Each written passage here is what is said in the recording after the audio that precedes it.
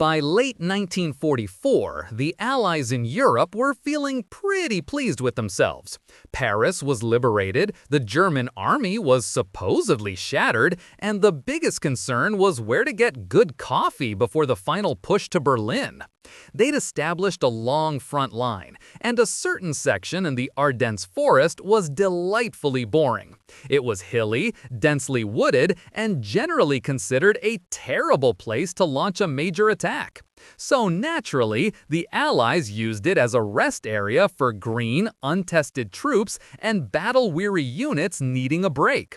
Generals like Omar Bradley figured the Germans couldn't possibly scrape together more than a few divisions for a local skirmish. They called it the Ghost Front, a place where absolutely nothing was expected to happen. Because in warfare, labeling a sector safe and quiet has always been a foolproof strategy with no historical downsides whatsoever. Meanwhile, in a concrete bunker far from reality, Germany's leadership was cooking up one last Hail Mary pass.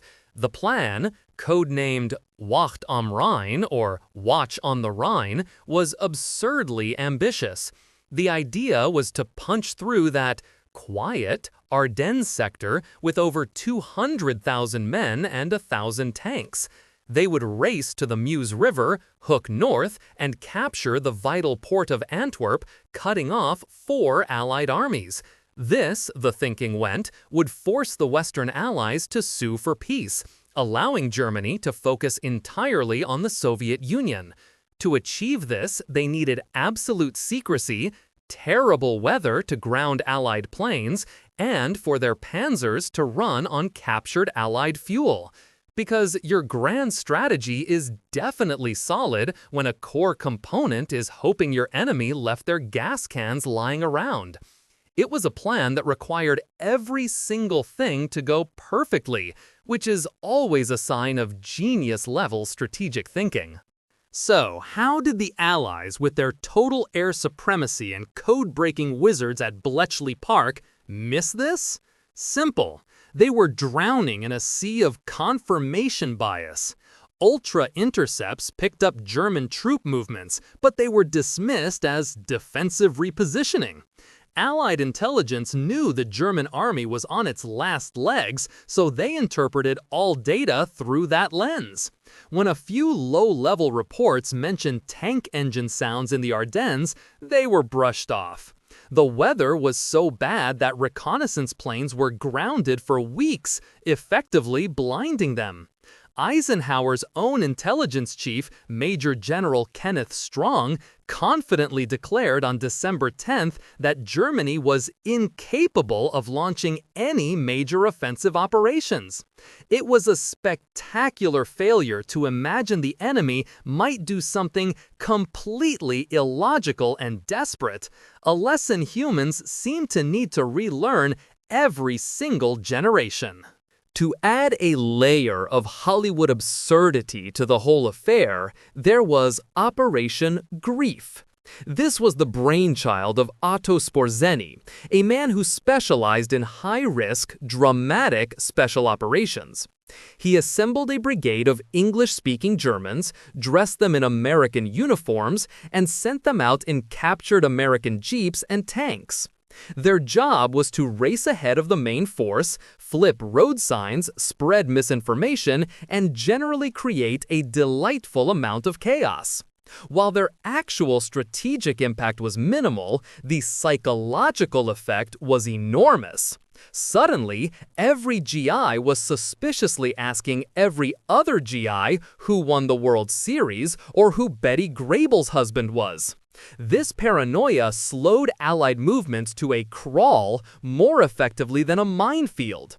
It was a masterclass in psychological warfare, proving that sometimes the best weapon is just making your enemy deeply, deeply paranoid about baseball. On the morning of December 16, 1944, the Ghost Front woke up to the sound of 2,000 artillery pieces. The German army, which wasn't supposed to exist anymore, slammed into the thinly held American lines. The Green troops of the 106th Infantry Division, in their very first taste of combat, were almost immediately surrounded and effectively destroyed as a coherent unit. To their south, the veteran 28th Infantry Division was hit by two Panzer armies at once and forced into a desperate fighting retreat. The initial shock was absolute. Reports flying back to headquarters were so frantic and unbelievable that some senior commanders initially dismissed them as hysteria. Because nothing says "we're in control" like accusing your frontline troops of exaggerating the 700 tanks currently rolling over their positions. The entire German plan depended on speed. They needed to cross the Meuse River within 4 days before the Allies could react. But they didn't count on small groups of American soldiers deciding they were not, in fact, going to cooperate. On the northern edge of the attack, at a place called Elsenborn Ridge, elements of the 99th and 2nd Infantry Divisions refused to budge. They held a critical shoulder of the line, forcing the elite 6th Panzer Army to waste days trying to dislodge them. Further south, the town of St. Vith, a vital road junction, was supposed to be captured on day 1. Instead, a motley collection of American units held it for nearly a week, creating a logistical traffic jam of epic proportions for the German advance. These small, ferocious stands completely shredded the German timetable. The grand, sweeping armored thrust was quickly devolving into a slow, miserable grind. Of course, you can't talk about the Bulge without mentioning Bastogne. This was another one of those crucial Belgian road hubs that the Germans absolutely had to take. Rushed into the town just ahead of the German advance were the paratroopers of the 101 1st Airborne Division. They were quickly surrounded, outnumbered, low on ammunition, and lacking proper winter gear. By all military logic, they were done for. The German commander sent a polite note asking for their surrender to avoid further bloodshed. The acting American commander, General Anthony McAuliffe, was woken from a nap to receive the message. His now legendary reply, which had to be explained to the German officers, was a simple, beautiful, and profoundly American: nuts. It was less a heroic speech and more the exasperated response of a man who just wanted to get back to sleep. While the 101st was busy being legendary, the Allied High Command was having a collective panic attack. One man wasn't panicking, though. He was probably thrilled. General George S. Patton, commanding the 3rd Army to the south, had been itching for a fight. When Eisenhower asked him how long it would take to turn his army, which was preparing to attack east, and drive north to relieve Bastogne, Patton's staff said it was impossible. Patton told Ike he could do it in 48 hours. He was lying, of course. He'd already told his staff to prepare 3 different contingency plans for just such an event.